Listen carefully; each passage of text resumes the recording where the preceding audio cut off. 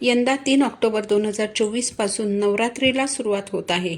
दरवर्षी अश्विन शुक्ल प्रतिपदा म्हणजेच घटस्थापना ते अश्विन शुक्ल दशमी म्हणजेच दसरा या कालावधीत प्रत्येक हिंदू धर्मीयांच्या घरात आपापल्या कुळदेवीचा कुळाचार म्हणून नवरात्र साजरे केले जातात. नवरात्रीच्या पहिल्या दिवशी कुळदेवीच्या नावाने मातीच्या घटाची स्थापना केली जाते. देवीची विधिवत स्थापना करून देवीसमोर अखंड दिवा लावला जातो. अखंड म्हणजे खंड न पडता तेवत ठेवलेला दिवा.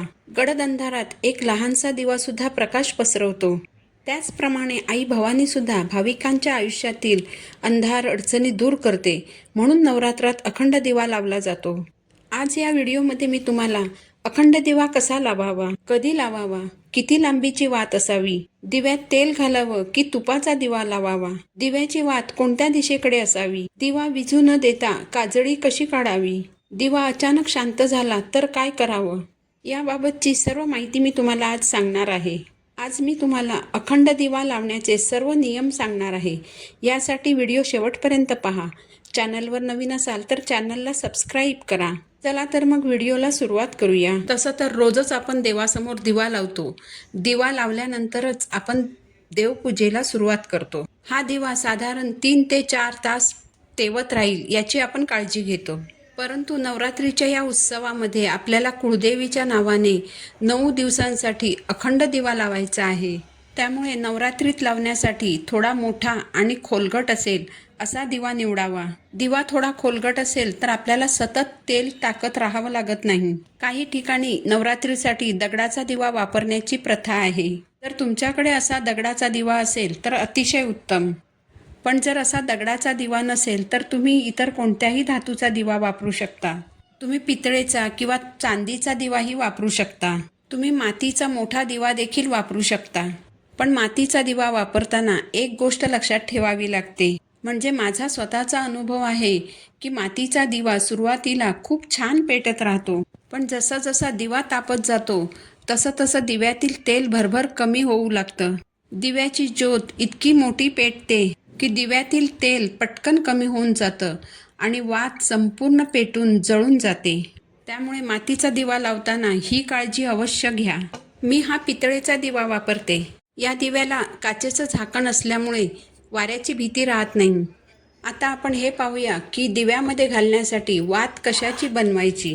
म्हणजे कापसाची वात बनवावी की दोऱ्याची वात बनवायची की कलाव्याची वात बनवायची. तर मी तुम्हाला सांगेन की वात तुम्ही कापसाचीच बनवून वापरा. वात बनवण्यासाठी चांगल्या कापसाचा वापर करावा. दोऱ्याची किंवा कलाव्याची वात जर बनवली तर ही वात पेटवल्यानंतर एक प्रकारचा काळा धूर निघत राहतो. म्हणून तुम्ही वात बनवण्यासाठी चांगल्या दर्जाचा कापूस वापरा. वात बनवताना जास्त जाड वात बनवायची नाही. वात जर जास्त जाड असेल तर ती जास्त तेल पिते. जाड वातीची ज्योत मोठी पेटते. त्यामुळे अशा वातीला जास्त काजळी पकडते. दिव्याची वात जास्त पातळ नसावी. वात जर पातळ असेल तर ती भरभर संपत जाते आणि दिव्यामध्ये तेल ओतताना अशी पातळ वात सरकून दिव्यामधील तेलामध्ये जाऊ शकते आणि दिवा विझू शकतो. त्यामुळे वात मध्यम जाडीची बनवावी.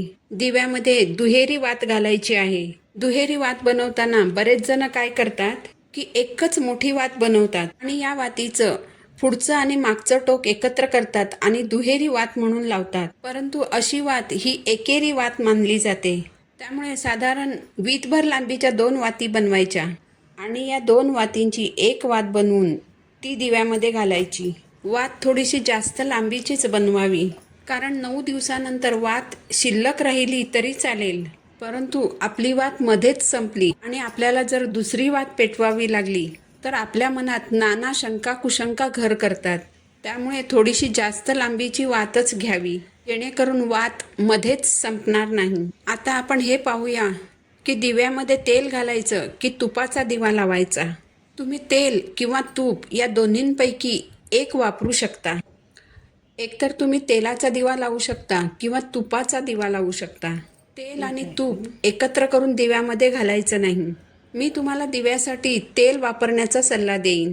आपण देवासमोर जो दिवा लावतो त्यात आपण तिळाचं तेल वापरतो. तर अखंड दिव्यासाठी देखील तुम्ही तिळाचं तेल वापरू शकता. जर तुम्हाला तिळाचं तेल वापरणं शक्य नसेल तर तुम्ही घरात जे तेल वापरता तेच तेल तुम्ही अखंड दिवा लावण्यासाठीही वापरू शकता. फक्त जे तेल वापरात आहे त्यातील उरलेलं तेल न वापरता तेलाची नवीन बॉटल ओपन करून त्यातील तेल वापरा. अखंड दिवा लावताना तुपाऐवजी तेलाचा दिवा लावणं जास्त योग्य का असतं? तर याचं कारण असं की आपण जर दिव्यामध्ये तूप घातलं आणि त्यानंतर जर वातावरणामध्ये थंडी आली, जर वातावरण थंड झालं तर दिव्यातील तूप थिजण्याची आणि त्यामुळे वात विझण्याची शक्यता असते. त्यामुळे तुपाऐवजी तेलाचा दिवा लावणं जास्त योग्य ठरतं. नवरात्रीत दिवा अखंड सुरू ठेवायचा असल्याने दिव्याला जी काजळी धरते ती काढणं गरजेचं असतं. तसंच तुम्ही लावलेल्या अखंड दिव्यामध्ये जर फूल तयार झालं तर ते देखील तुम्हाला काढावंच लागणार. इथे तुम्ही काय करू शकता, तर जे फूल तयार झालेलं आहे ते तुम्ही एखाद्या डबीमध्ये काढून घेऊ शकता आणि घरातील लहान मुलांना दृष्ट लागू नये म्हणून ह्या काजळीने तुमच्या मुलांना तीट लावू शकता. तर दिव्याला जी काजळी धरते ती तुम्ही एखाद्या पातळ चिमट्याने काढू शकता. तुमच्याकडे जर प्लकर असेल तर त्यानेही तुम्ही काजळी काढू शकता. पण तुमच्याकडे जर काहीच नसेल तर आपल्याकडे जी मोठी सुई असते ज्याने आपण गोधडी शिवतो, ज्याला दाभण असं देखील म्हटलं जातं, तर त्या मोठ्या सुईने देखील तुम्ही काजळी काढू शकता. काजळी काढण्यापूर्वी तुम्ही काय करायचं आहे, तर तिळाच्या तेलाचा एक दिवा प्रज्वलित करून ठेवायचा आहे. म्हणजे घटासमोरील अखंड दिव्याची काजळी काढताना चुकून जर तो दिवा शांत झाला तर घटासमोर दुसरा दिवा तेवत असेल. काजळी काढताना चुकून जर दिवा शांत झाला तर मनात कोणतीही शंका न आणता काजळी काढून झाल्यावर दिवा पुन्हा सुरू करायचा आहे. अखंड दिवा लावताना आपण जर पितळेचा दिवा वापरला तर दिव्याची वात ही मधोमध येते. त्यामुळे दिव्याची वात कोणत्या दिशेकडे करावी हा प्रश्न उपस्थित होत नाही. पण आपण जर मातीचा दिवा लावला तर दिव्याची वात ही घटाच्या दिशेनेच करायची आहे. फक्त दक्षिण दिशेकडे दिव्याची वात ठेवायची नाही. दिवा अगदी घटाच्या जवळ ठेवायचा नाही, कारण आपण जे धान्य पेरलेलं असतं त्याला जास्त उष्णता लागली तर ते रुजून येत नाही, ते धान्य पिवळं पडू शकतं. आपण लावलेला अखंड दिवा हा आपलं लक्ष नसताना चुकून अचानक जर शांत झाला किंवा वाऱ्याने विझला तर कोणत्याही शंका कुशंका किंवा कोणतेही अशुभ विचार मनात न आणता दिवा पुन्हा प्रज्वलित करायचा आहे. कारण तुम्ही आई भगवतीची सेवा करत आहात. आई भगवतीला प्रसन्न करण्यासाठी तुम्ही अखंड दिवा लावलेला आहे. त्यामुळे आई भगवती तुमच्यावर कधीही रागवणार नाही.